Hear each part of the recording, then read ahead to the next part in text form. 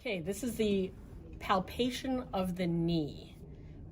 Starting with the patella, which is very easy to find. You can use this as a landmark to jump off of to find all the other things. So from the patella, if you go straight down, you find the patellar tendon. If you keep going down from the patellar tendon, you'll find the tibial tuberosity. So we're going to use these landmarks to move medial and lateral.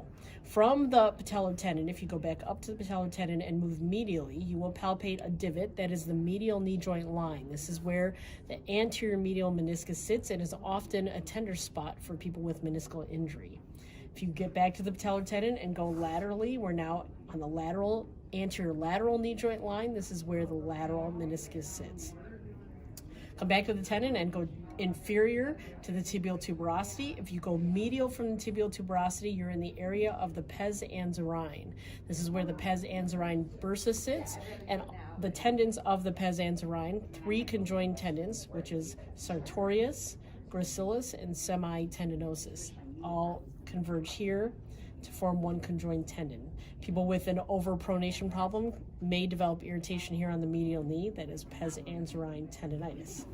Come back to the tibial tuberosity and move laterally from there, and you will find Gerdy's tubercle. Gerdy's tubercle is the point of attachment for the iliotibial band that comes from the tensor fascia lata at the hip, attaches here anterior laterally just below that knee joint line at the level of the tibial tuberosity. If you continue further laterally, you will find the fibular head.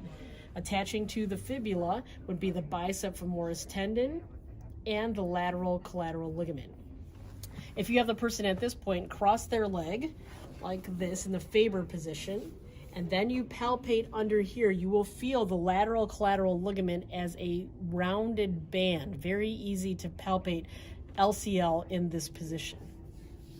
If you come back here to the medial side from the level of the joint line, so if you go to the patellar tendon, medial knee joint line, and then continue posteriorly around the contour of the leg, your finger will be interrupted. That divot will be interrupted by a structure, and that is the medial collateral ligament.